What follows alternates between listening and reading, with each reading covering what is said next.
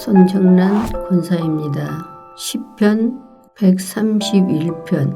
여호와여, 내 마음이 교만하지 아니하고 내 눈이 오만하지 아니하오며 내가 큰 일과 감당하지 못할 놀라운 일을 하려고 힘쓰지 아니하나이다. 실로 내가 내 영혼으로 고요하고 평온하게 하기를 젖된 아이가 그의 어머니 품에 있음 같게 하였나니 내 영혼이 젖된 아이와 같도다. 이스라엘아, 지금부터 영원까지 여호와를 바랄지어다. 하늘에 계신 우리 아버지여, 이름이 거룩히 여김을 받으시오며 나라가 임하옵시며 뜻이 하늘에서 이룬 것 같이 땅에서도 이루어지이다. 오늘날 우리에게 일용할 양식을 주옵시고 우리가 우리에게 죄 지은 자를 사하여 준 것 같이 우리 죄를 사하여 주옵시고 우리를 시험에 들게 하지 마옵시고 다만 악에서 구하옵소서. 대개 나라와 권세와 영광이 아버지께 영원히 있사옵나이다. 아멘.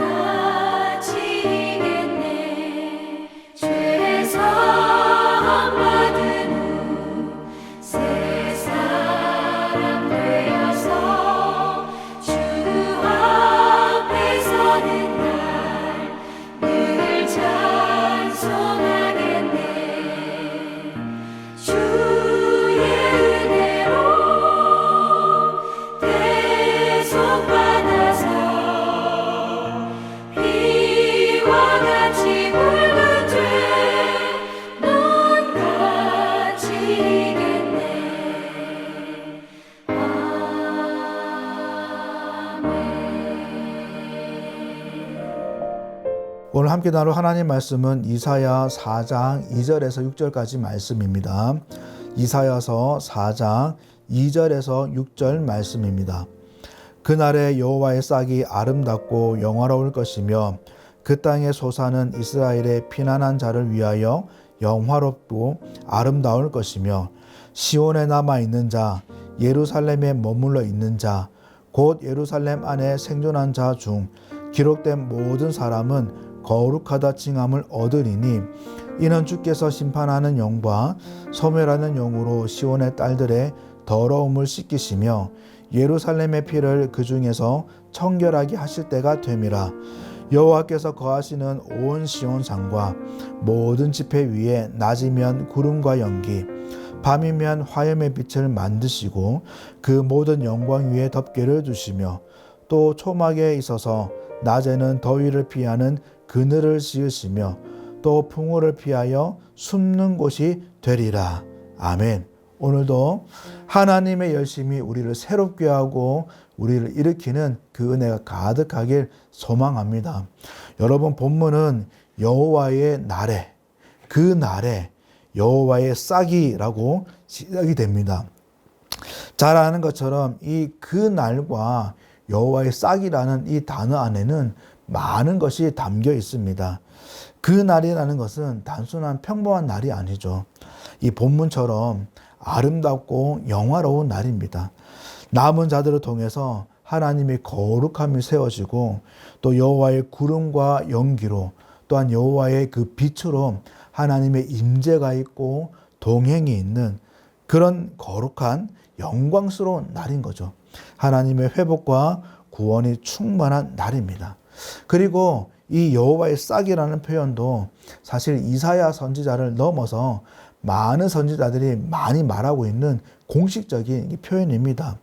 잘 아는 것처럼 하나님의 회복과 구원의 가장 포인트가 되는 메시아, 하나님의 언약 가운데에 미리 예비되어 있는 구원자이신 예수 그리스도를 상징하는 그런 표현인 거죠. 그래서 예레미야 선지자는 의로운 가지라고 표현하기도 하고 스가랴는 내종 싹이라는 표현을 하기도 합니다. 특별히 이사야 11장에는 이새의 줄기에서 난 한 싹이라고 표현하기도 합니다. 결론적으로 이 4장의 내용은 좁게 보면은 이스라엘에 대한 회복에 대한 말씀이기도 하지만은 넓게 보면은 메시아, 구원자 되시는 예수 그리스도를 통해서 이루어지는 인류의 구원의 역사들, 그리고 완벽한 회복을 말씀하시는 말씀입니다.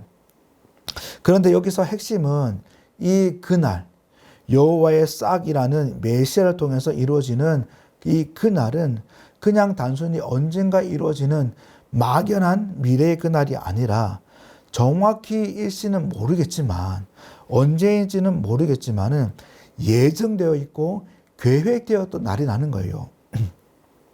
하나님께서 작정하시고 그렇게 준비하는 작업이 들어가고 있는 하나님의 디데이가 있는 그런 날이 나는 겁니다. 그래서 이사야 선지자도 그렇고 많은 선지자들이 지금 이 말씀을 받고 있는 이 이스라엘들, 그리고 이사야 성경을 우리가 보고 있는 저와 여러분들에게 정말 그날을 기대하고 소망하고 있는 우리에게 한 가지를 요청합니다. 현실의 문제로 찌들려 있는 우리, 여전히 내 안에 있는 더럽고 추함이 너무 크게 보여서 너무 아파하는 우리가 정말 이 하나님의 건짐이 있고 하나님의 존귀함으로 우리가 정결하게 되는 이 그날, 하나님의 보호와 임재로 내 삶 가운데에 거룩함이 일어나고 안전함으로 충만하게 지는 그날을 기대하고 소망하고 있는 저와 여러분들에게 선지자들은 요청합니다. 그게 뭐냐면 이 모든 주권이 하나님께 있다는 것을 인정해라는 거예요. 하나님이 주권자로 모셔지는 그 인생을 살아라라고 요청합니다. 그래서 오늘 본문에도 계속해서 반복되어 나오는 표현이 뭐냐면은 3장 13절에도 여호와께서, 14절에도 여호와께서, 16절에도 여호와께서, 17절에도 주께서, 4장에 들어서도 그날에 여호와의 싹이, 4절에도 주께서, 5절에도 여호와께서 계속해서 하나님께서 하신다는, 하나님이 주권자이시고 하나님이 주체자이신 것을 계속해서 알립니다. 여러분, 하나님이 주권자이시다는 이 말에는 어떤 내용이 담겨 있냐면은 하나님이 열심히 있다는 겁니다. 이사야도 그렇지만은 여러 선지자들이 이 그날을 말하는, 그날을 이루시는 하나님을 알리면서 사실 그 전에 또 하나의 작업을 하시는 하나님을 보여줍니다. 그 작업이 뭐냐면 바로 심판입니다. 3장 13절부터 또 16절부터 하나님의 심판에 대한 메시지, 경고에 대한 메시지가 선언이 됩니다. 힘과 권력으로 약한 자들을 탈취하고 억압하는 이 자들, 그리고 16절에는 여성들이 대상들인데 소유하고 있는 장식구들, 귀걸이, 가리개, 예복 등 품목도 자세하게 언급이 되는데 이런 것들로 자랑을 하면서 자기를 우월하게 만들고 보이지 않는 힘으로 이 약한 자들을 괄시하고 짓누르는 이 모든 것들을 제하여 버리겠다라고 하나님은 말씀하십니다. 무력으로 너희들을 약탈했으니 나도 약탈로 너희를 빈손으로 만들겠다라고 하십니다. 여러분, 그런데 정말 심각한 것은 이 심판의 대상들, 경고의 대상들이 이방인들이 아니라는 거예요. 이스라엘 안에 있는 관리들, 지도자들이라는 겁니다. 16절에 여호와께서 자기 백성의 장로들과 고관들을 신분하러 오시리니라고 말씀하시죠. 또 16절에도 시온의 딸들이 교만하여라고 말씀하십니다. 바벨론의 딸이, 애굽의 딸이, 에돔의 딸이 아니라 시온의 딸이라는 거예요. 하나님께서 백성들을 살피고 연약한 자들을 보살피고 그래서 공동체를 세우라고 주신 그 힘, 권력, 그 지위, 그렇게 가진 것들을 가지고 오로지 자기 사리사욕 채우려고 급급해 있는 이 약한 자들을 조롱거리게 하고 그래서 공동체 안에 갈등을 일으키게 하고 분열이 일으키게 하고 분노가 일으키게 하는 지금 사리 분별을 못하고 있는 이 자들이 이스라엘 밖에 있는 자들이 아니라 이스라엘 안에 있는 자들이라는 사실이 얼마나 충격적인지 모릅니다. 15절에 어찌하여 너희가 내 백성을 짓밟으며라고 말씀하시듯이 이스라엘 안에 똑같은 이스라엘이 아니라 그 이스라엘 안에 너희라고 말하는 심판의 대상이 따로 있고 내 백성이라고 말씀하시는 그 대상들이 따로 있다는 거예요. 여러분, 우리가 정말 경각심을 가지고 정말 조심스러운 마음으로 우리 스스로를 바라봐야 되는 것이 교회 안에 있다고 해서 다 하나님이 좋게 보시는 것이 아니라는 사실입니다. 예배 잘 드리고 봉사 잘하고 신앙 안에 있는 것이 너무나 귀하지만 그 안에 있다고 해서 다 칭찬받는 자들이 아니라는 거예요. 하나님이 다 기뻐하는 자들이 아니라는 겁니다. 여러분, 요한계시록을 보면 7교회가 나오는데 이 7교회들, 교회라고 해서 다 칭찬받은 것이 아닙니다. 오히려 라오디게아 교회 같은 경우는 충격적이게 칭찬하는 내용이 없어요. 오히려 책망만 있습니다. 여러분, 우리가 신앙의 태도 안에 있다고 해서 나는 칭찬만 받을 것이다. 나는 하나님이 나를 보면서 기뻐만 할 것이다 라고 생각하는 것은 착각입니다. 저도 목사이지만 내 직분이 이런데 내 신앙의 연수가 이런데 얼마나 되는데 나는 책만 받을 것이 없다라고 생각하는 것은 큰 오산입니다. 하나님께서 질책하실 만한 이 악함과 배역이 얼마든지 우리의 본성을 통해서 일어날 수 있습니다. 얼마든지 우리 가운데에 들끓 수가 있다는 것을 기억해야 합니다. 더 여러분 인상적인 것은 이 심판하는 대상들 또 징계하는 대상들에 대한 하나님의 태도가 굉장히 적극적입니다. 굉장히 열심히 있으십니다. 시편에 다윗이 호소하는 것처럼 왜 하나님이 안 계십니까? 왜 하나님 나를 안 만나십니까? 라고 호소하는 것처럼 하나님이 그렇게 소극적이지 않으십니다. 욥이 처절한 가운데에 고난 중에 그 핍박과 그 억압, 그 고난 가운데에 큰 어려움을 겪을 때에 하나님은 침묵하셨죠. 그것처럼 하나님은 지금 이 이사야 성경에 대해서는 소극적이지 않고 너무나 적극적이시라는 거예요. 굉장히 열심히 있으시다는 겁니다. 3장 13절에 그냥 변론하시는 게 아니라 변론하러 일어나신다고 합니다. 심판하려고 서신다고 합니다. 신문하려고 오신다고 합니다. 뭔가 행동하는 수식구들이 추가가 되어 있습니다. 이 이스라엘 안에 있는 악함과 폐역함에 대해서는 하나님이 굉장히 열심히 있으십니다. 여러분, 이런 하나님의 열심에는 이유가 있죠. 이스라엘에 대한 이 심판과 징계는 사실 단순히 형벌이 아닙니다. 더 정확하게 말하자면 정결의 과정인 거죠. 그래서 하나님의 열심은 단순히 이스라엘을 혼내는 정도가 아니라 더 정확하게 말하면 이스라엘의 안에 있는 이 악함과 죄악을 빼내시는 그 정결을 이루시는 하나님이신 겁니다. 그 열심인 거예요. 그 절정이 바로 4장이 시작되는 그 날입니다. 그래서 3절부터 시온에 남아있는 자, 예루살렘에 머물러 있는 자, 곧 예루살렘 안에 생존한 자 중 기록된 모든 사람은 거룩하다 칭함을 얻으리니 이는 주께서 심판하는 영과 소멸하는 영으로 시온의 딸들의 더러움을 씻기시며 예루살렘의 피를 그 중에서 청결하게 하실 때가 됨이라라고 말씀하십니다.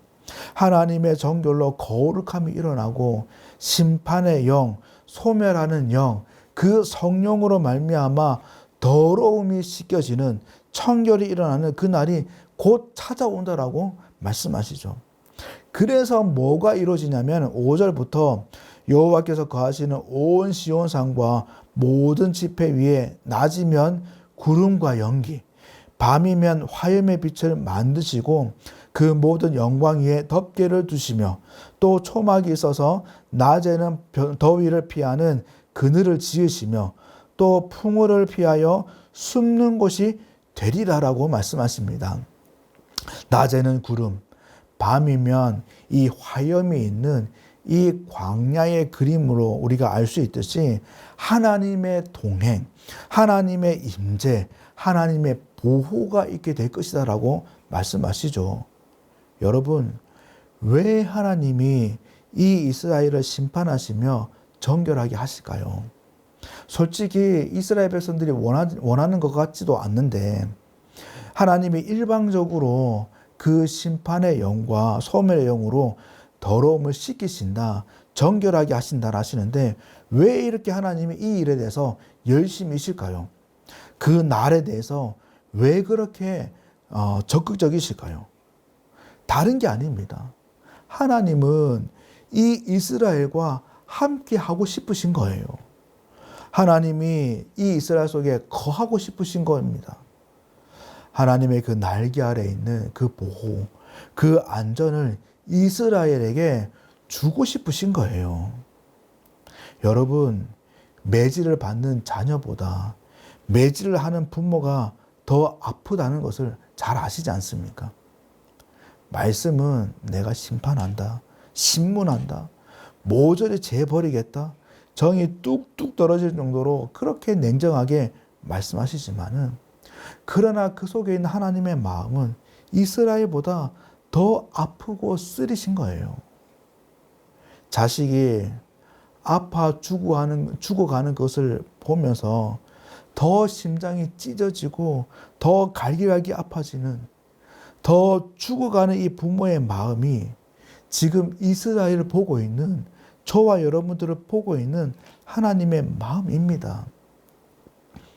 이스라엘도 이 회복이 있는, 구원이 있는 그날이 필요하고 저와 여러분들도 그날을 기대하고 소망하고 간절히 원하지만은 그 누구보다 하나님께서 이 그날을 더 원하시는 겁니다.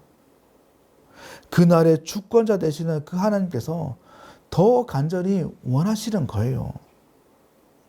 솔직히 하나님께 칭찬만 듣고 싶고 잘했다만 듣고 싶지만 하나님이 나보다 더 아파하심을 알고 나보다 하나님이 나의 추황과 나의 악함이 씻겨지는 그 날을 그렇게 하나님과 동행하는 그 은혜들을 더 원하시는 것을 우리를 더 품고 싶으시는 그 하나님 마음을 알고 내 안에 악함과 패악함이 있을 때 정말 솔직하게 하나님 앞에 서서 그 악함과 추함을 패역함을 인정하고 하나님께서 저를 다듬어 가시고 깎아가는 것이 너무나 아프고 쓰라리고 수치스럽지만은 그럼에도 불구하고 하나님 저를 깎아 주십시오. 저를 다듬어 주십시오. 하나님의 열심으로 저의 악함을 벌하여 주시고 저를 더 정결하게 해 주십시오라고 하나님 앞에 정직하게 서는 것. 그렇게 삶으로 살아가는 것이 정말 진정으로 하나님을 주권자로 모시고 하나님을 주권자로 인정하는 삶입니다. 여러분, 우리가 하나님을 주권자로 인정하고 정말 하나님의 주권 안에 머무는 그 삶을 살아갈 터인데 그 삶 가운데 가장 대표적으로 훌륭하게 보이는 모습은 다른 것이 아니라 기도입니다. 예레미야 33장에 이렇게 말씀하시죠. 이를 행하시는 여호와 그것을 만들며 성취하시는 여호와 그의 이름을 여호와라 하는 이가 이와 같이 이르시도다. 너는 내게 부르짖으라. 내가 내게 응답하겠고 내가 알지 못하는 크고 은밀한 일을 내게 보이리라라고 선포하십니다. 이를 행하시는 하나님, 주권자로 모든 역사를 이루어 가시는 그 하나님, 그 하나님의 열심을 알리시면서 저와 여러분들에게 요청하는 것은 저와 여러분이 하라는 것은 다른 것이 아니라 너는 내게 부르짖으라는 겁니다. 기도해라는 거예요. 사랑하는 성도 여러분, 오늘도 하나님께 부르짖음으로 승리하는 기도로 정말 하나님의 그 마음을 붙들고 하나님의 열심이 우리를 주도하는 그 은혜가 가득한 한날이 되길 소망합니다. 하나님의 채찍이 때로는 힘들고 고통스럽고 아프지만은 나보다 더 아파하실 하나님, 나보다 회복과 정결을 더 기다리시고 원하시는 그 하나님의 마음을 헤아리시고 하나님의 그 손에 우리를 맡기는 그 인생이 되길 바랍니다.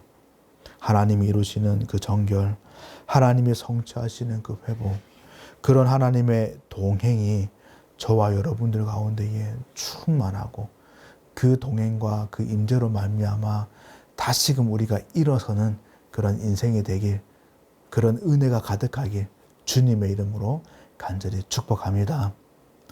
하나님 아버지, 오늘도 은혜를 구합니다. 우리의 악함과 우리의 배역함을 솔직한 모습으로 바라보며 인정하며 오늘도 우리를 다듬어 가실 하나님을 기대합니다. 하나님 도와주셔서 다시금 우리를 새롭게 만들어 주옵소서.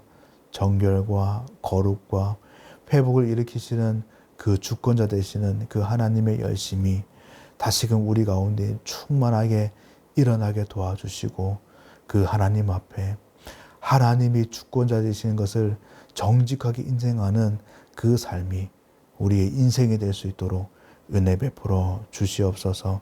오늘도 우리와 동행하시고 우리 가운데 임재하셔서 더욱더 하나님의 아름다운 모습으로 우리를 빚어가실 그 하나님을 바라보게 하시고 기대하게 하시고 우리의 삶을 그 하나님 손에 의탁하는 복된 우리가 될 수 있도록 함께하여 주시옵소서. 우리의 모든 것을 의탁드리옵고 오늘의 순간순간을 하나님의 인도하신 손이 우리를 붙드실 것을 믿고 감사드리오며 예수님 이름으로 간절히 기도드립니다. 아멘.